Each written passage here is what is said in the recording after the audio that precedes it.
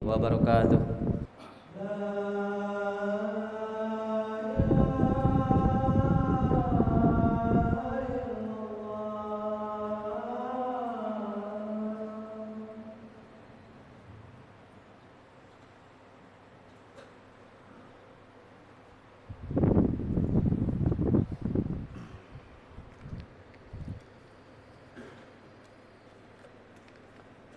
Alhamdulillah. Alhamdulillahilladzi amarna an nusliha ma'ishatana linaili ridha wa sa'adah wa naquma bil wajibati fi ibadati wa taqwa.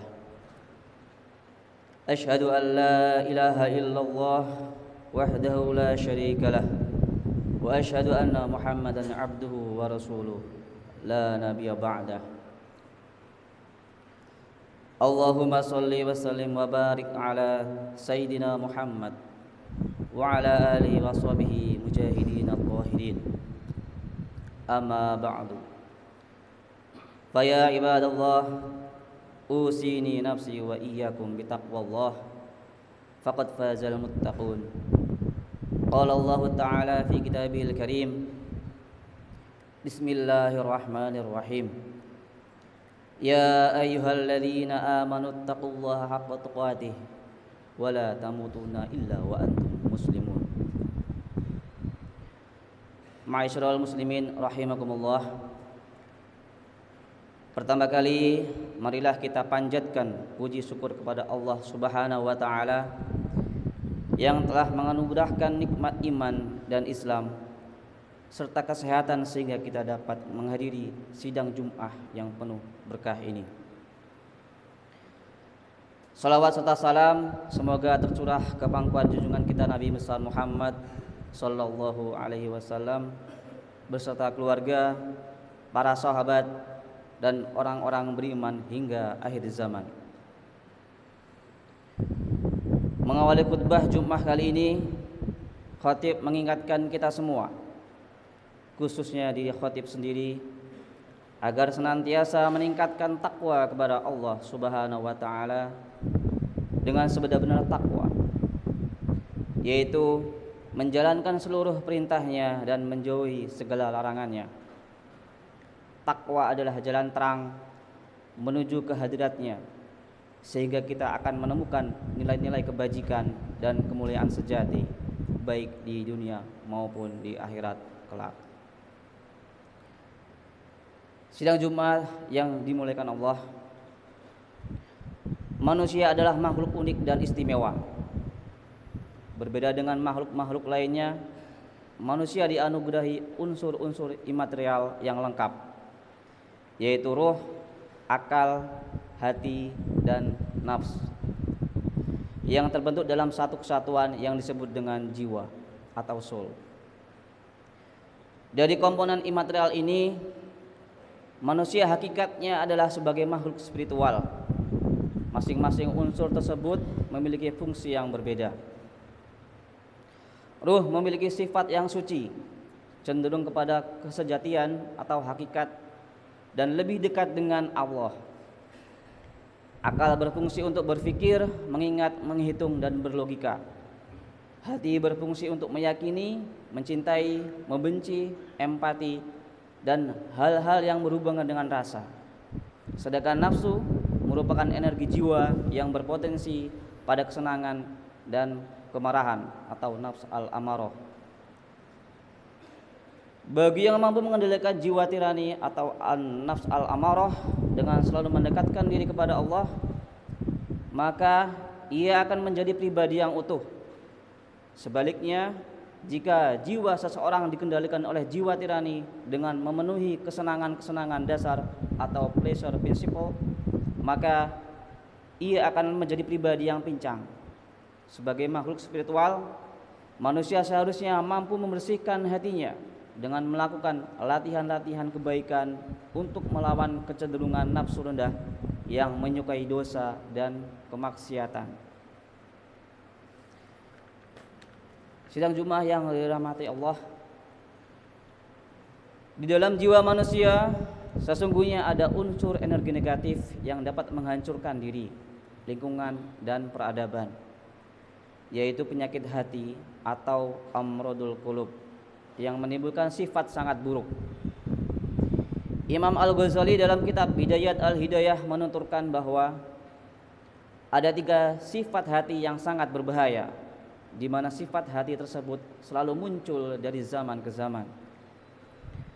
3 sifat hati tersebut akan membawa kepada kebinasaan diri dan penyebab dari sifat-sifat tercela lainnya, yaitu hasad atau iri hati, ria atau pamer, dan ujub atau angkuh, sombong atau berbangga diri. Dari ketiga penyakit hati tersebut, yang memiliki dampak yang paling dahsyat adalah hasad atau dengki. Hasad adalah klaster problem jiwa yang memiliki dampak luar biasa bagi kehidupan diri, lingkungan, masyarakat, bahkan peradaban itu sendiri. Betapa banyak perkelahian, percekcokan, dan peperangan fisik dengan saling membunuh dan meniadakan diakibatkan oleh munculnya sifat dengki. Menurut Asy'arawi, penyakit jiwa bernama hasad benar-benar nyata. Al-Quran sendiri dengan jelas menyebut sifat ini.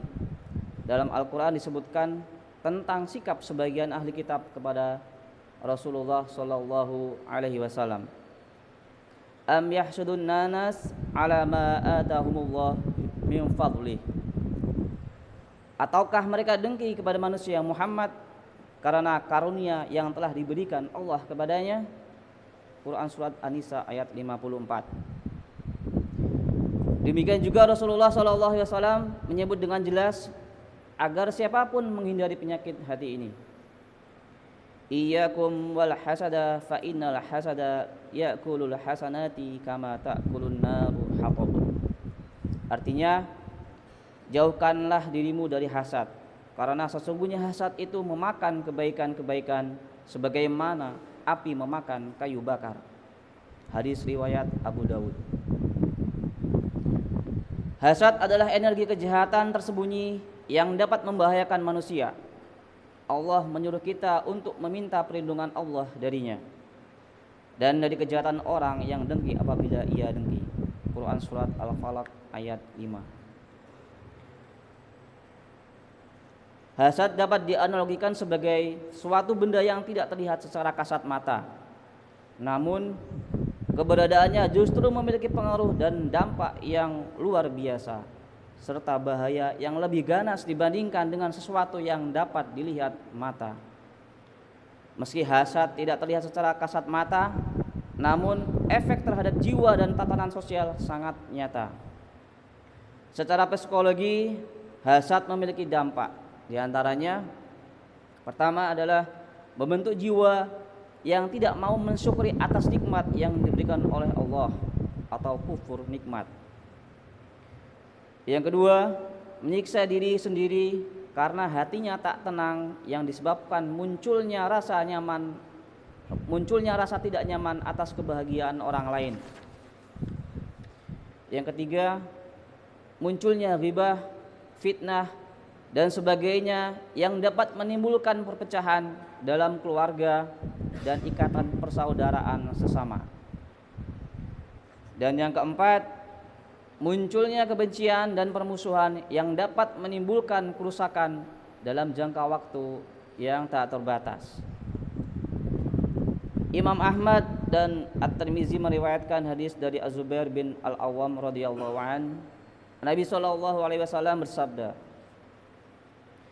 "Dabba ilaikum da'ul umami qablakum al-hasadu wal baghdha'u hiyal haliqah. Haliqatud dini la haliqatu sya' walladhi nafsu Muhammadin biyadihi la tu'minu hatta tahabbu. Afala unabbiukum bi syai'in idza fa'altumuhu tahabbtum afshus salama bainakum." Penyakit umat-umat sebelum kalian telah menyerang kalian, yaitu dengki dan benci. Benci adalah pemotong agama dan bukan pemotong rambut. Demi zat yang jiwa Muhammad berada di tangannya, kalian tidak beriman hingga kalian saling mencintai. Maukah kalian aku tunjukkan sesuatu yang jika kalian kerjakan maka kalian akan saling mencintai. Sebarkanlah salam di antara kalian. Hadis riwayat Tirmizi.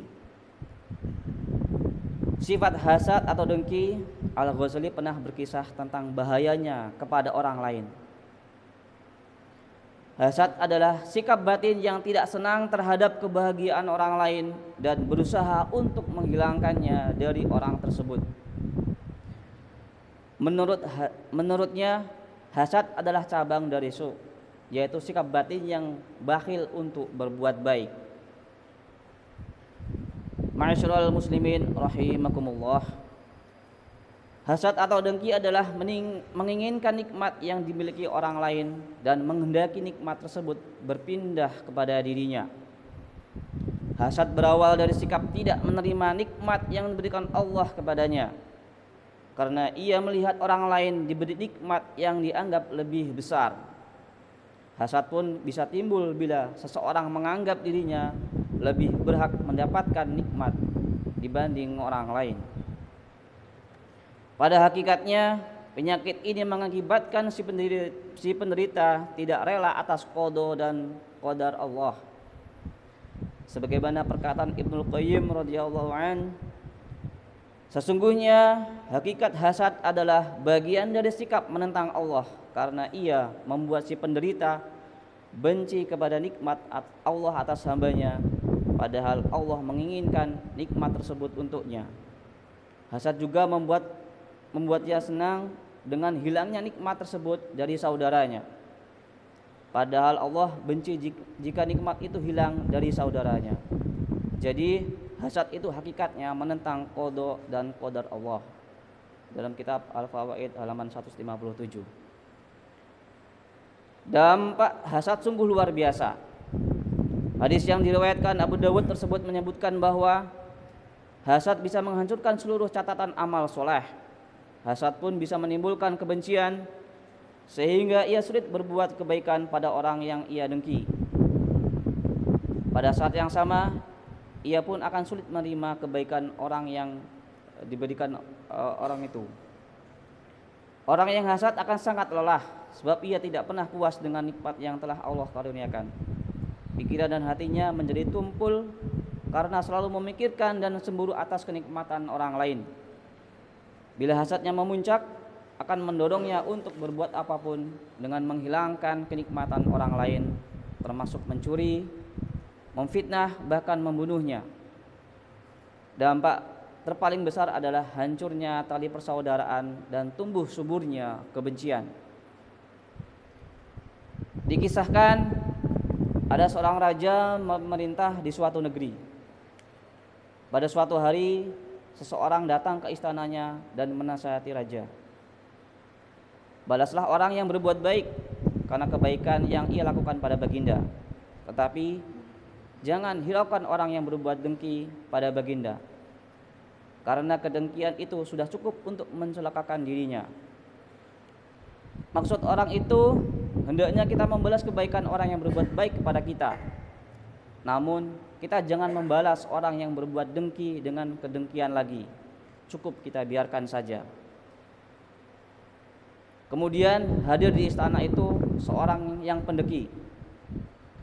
Sesaat setelah orang pemberi nasihat pergi, ia menghadap raja dan berkata, "Tadi orang itu berbicara kepadaku bahwa mulut baginda bau.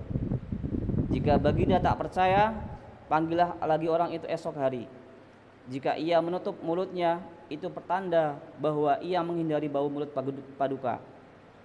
Raja tersinggung dan berjanji akan memanggil si pemberi nasihat esok hari. Sebelum orang itu dipanggil, si pendeki menghampirinya terlebih dahulu dan mengundangnya untuk makan bersama. Si pendeki memberi orang itu banyak bawang dan makanan yang berbau tajam, sehingga mulut si penasehat menjadi bau. Keesokan harinya ia dipanggil raja dan kembali memberikan nasihat yang sama. Raja lalu berkata, "Kemarilah engkau mendekat." Si penasehat itu lalu mendekati raja dan menutupi mulutnya sendiri karena khawatir aroma mulutnya akan mengganggu sang raja. Melihat orang itu menutupi mulutnya, Raja pun berkesimpulan bahwa orang ini sedang bermaksud untuk menghina dirinya. Sang raja lalu menulis surat dan memberikannya pada orang itu. "Bawalah surat ini kepada salah seorang menteriku," ucap raja. "Niscaya ia akan memberimu hadiah." Sebetulnya surat yang ditulis raja ini bukanlah surat untuk pemberian hadiah. Raja sangat tersinggung. Karena itu ia menulis dalam surat itu, "Hai menteriku, jika engkau bertemu dengan orang yang membawa surat ini, penggalah kepalanya. Kemudian bawalah kepala orang ini ke hadapanku." Pergilah si pemberi nasihat itu dari istana. Di pintu keluar, ia bertemu dengan si pendengki.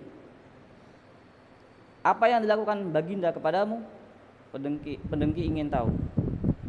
"Raja menjanjikanku hadiah dari salah seorang menterinya," ujar si pemberi nasihat seraya memperlihatkan surat dari raja. "Kalau begitu biar aku yang membawanya," kata si pendengki. Akhirnya orang yang pendengki itulah yang celaka dan mendapat hukuman mati. Dari uraian tersebut menunjukkan bahwa hasad atau dengki memang betul-betul musuh orang-orang beriman. Dan salah satu obat yang dapat menetralisirnya adalah memperbanyak syukur atas nikmat yang kita peroleh, sekecil apapun, untuk menjaga keseimbangan hidup. Bukankah Allah telah menjanjikan bahwa semakin banyak kita bersyukur kepadanya, justru Allah akan menambah kenikmatan hingga tak terbatas. "Wa idh ta'adzana rabbukum la in syakartum la azidannakum wa la in kafartum inna 'adzabi lasyadid."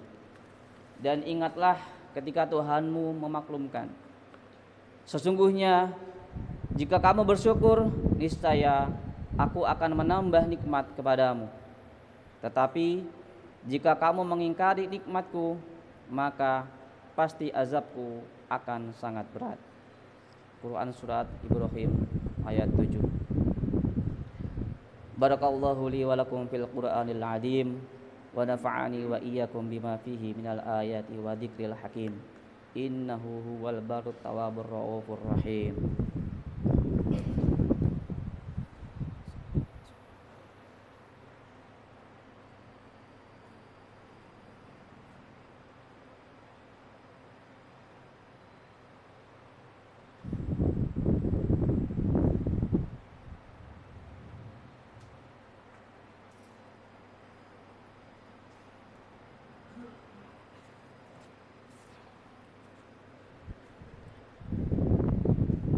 Alhamdulillahi ala ihsanihi wa syukurulah ala taufiqihi wa imtinanih.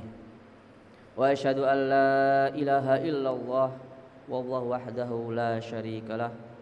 Wa asyhadu anna sayyidina Muhammadan abduhu wa rasuluhu da'i ila ridwanih. Allahumma salli ala sayyidina Muhammad wa ala alihi wa ashabihi wa sallim tasliman katsiran. Amma ba'du. Faya ayuhan nas ittaqullah fima amara wa antahu amma naha wa'lamu anna Allaha amarakum bi amrin bada'a fihi bi nafsihi wa thanna bi malaikatihi bi qudsih wa qala ta'ala inna Allaha wa malaikatahu yusalluna 'alan nabi ya ayyuhalladzina amanu sallu 'alaihi wa sallimu taslima. Allahumma salli ala sayyidina Muhammad wa ala ali sayyidina Muhammad wa ala anbiya'ika wa rusulika wa malaikatil muqarrabina warḍa. Allahumma 'anil khulafa'i rasyidin Abi Bakrin, Umar wa Uthman wa Ali wa an baqiyati sahabati wa tabi'ina wa tabi'i tabi'in lahum bi ihsani ila yaumiddin warḍa 'anna ma'hum bi rahmatika ya arhamar rahimin. Allahumma ighfir lil mu'minina wal mu'minat wal muslimina wal muslimat al ahya'u minhum wal amwat.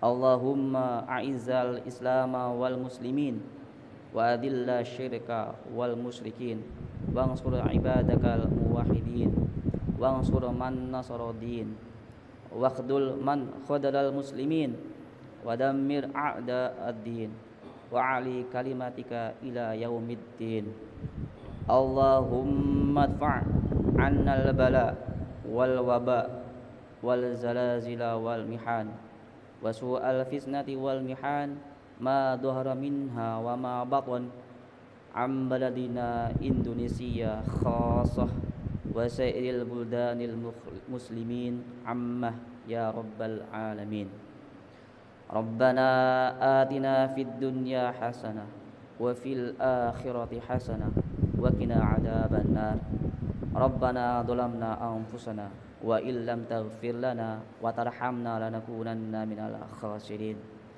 عباد الله إن الله يأمر بالعدل والإحسان وإيتاء ذي القربى وينهى عن الفحشاء والمنكر والبغي يعظكم لعلكم تذكرون واذكروا الله العظيم يذكركم واشكروه على نعمه ويزدكم ولذكر الله أكبر. Bismillah.